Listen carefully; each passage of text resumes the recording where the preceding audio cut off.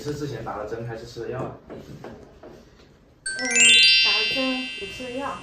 打针吃了药，然后打完就会好一些，然后过段时间又会咳嗽。如果你家小孩子出现晚上咳嗽频繁、流清鼻涕，痰是白皙色的痰，这种一般属于寒性咳嗽，是肺里面有沉寒所导致的。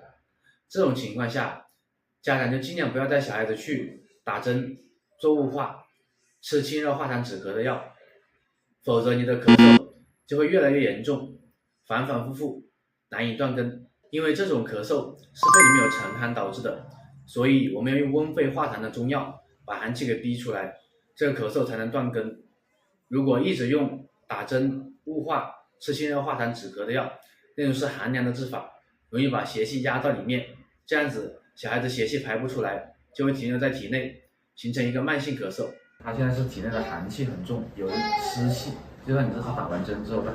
咳嗽好了，他过段时间会咳嗽，因为邪气没去掉。中医治疗一定要抓住病机，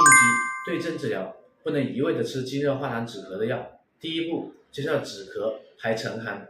用温肺化痰的中药把寒气排出去，小孩子就不会咳了。